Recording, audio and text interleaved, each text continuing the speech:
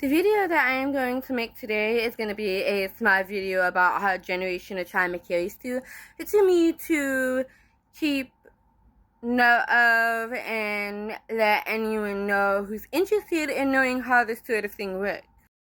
So generational trauma in a family, it carries on through like great-grandfather to grandfather to father and to the rest of the men in your family, that father's children.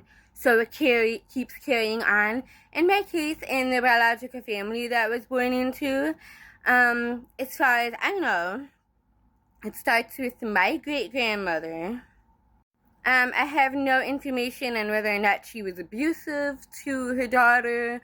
All the information that I have received since before I had no contact with my entire blood family at 25 years old, all of the information that I've ever received about my great-grandmother is incredibly biased towards the fact that she was never abusive.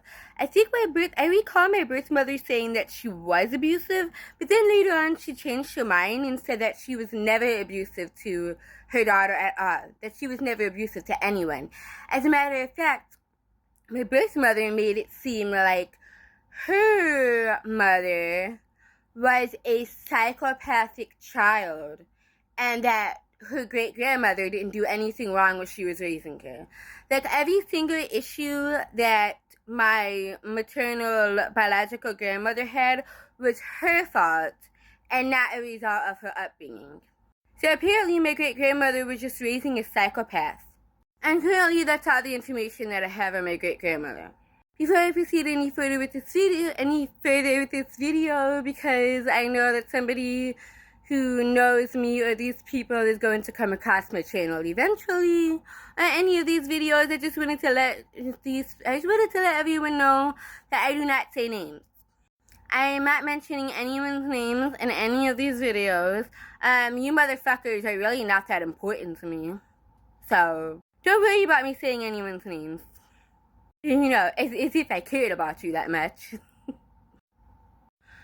So in my blood family, the generational trauma, as far as I know, stems to my great-grandmother, and then we go to my maternal biological grandmother, which, my paternal grandmother, she's not in this conversation because I don't know anything about my father's family, and I have no information on whether or not my paternal grandparents were abusive to any of their children. I have also received only incredibly biased information about my father's side of the family as well. But as far as I know, my paternal grandmother was not abusive to her children. She was not an abusive person. She seemed to overall be a very kind, but, you know, just fed up, exhausted woman who had to be a wife and raise a lot of kids. She was by record not abusive to her children or her husband.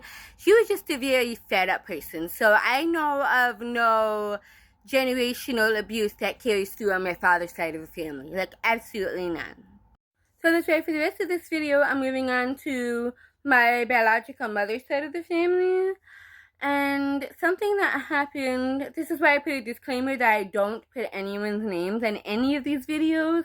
So if anybody who knows her, here's what I'm going to say next. Don't worry about it. Don't talk to me because you're blocked anyways. I have no contact with all of you. You can't speak to me about anything that I say in these videos, so just get the fuck off my channel. See yourself the fuck out. Because I just do not care. Because what I'm going to say next is that my biological mother was in fact sexually assaulted by her mother's boyfriend. She was a child when this happened.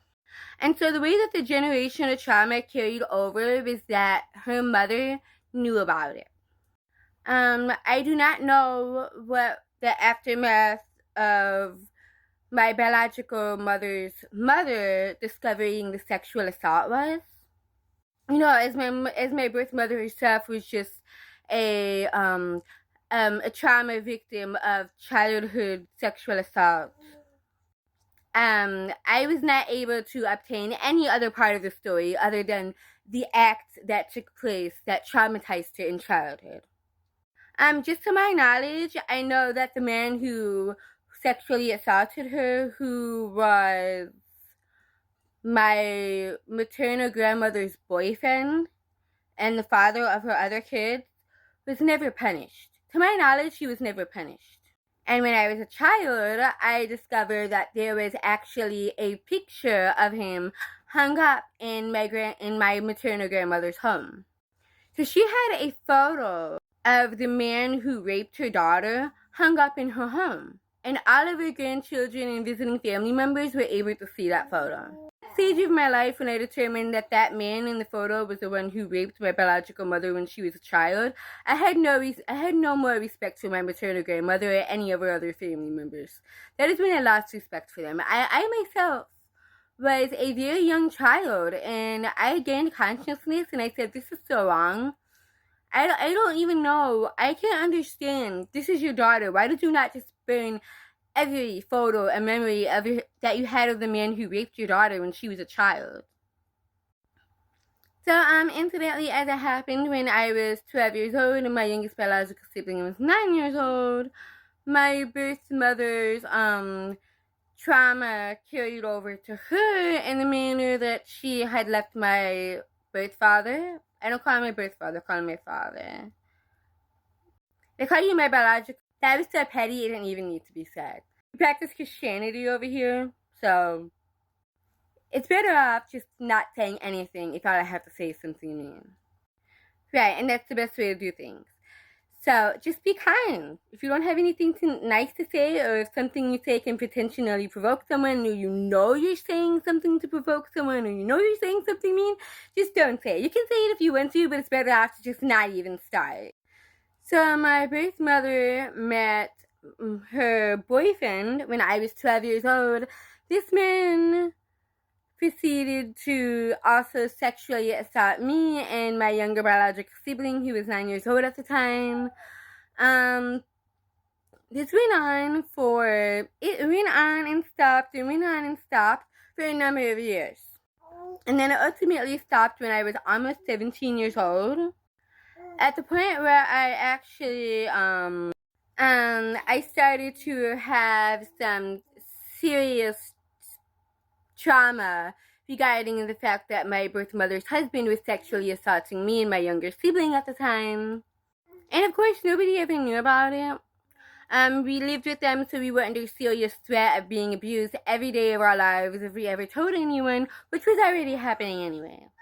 And you know, the things with this generation of trauma is, it's not known to me if my maternal grandmother had a grudge against her own mother for if she raised her wrongly.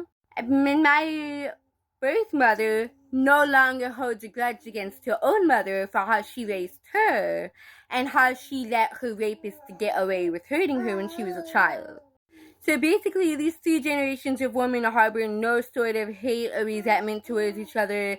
They've never attempted to go no contact, and then the eldest sister, the eldest daughter that my birth mother has also is also still in contact with her. Every single child that was born to my birth mother is still in contact with her as well, except for me.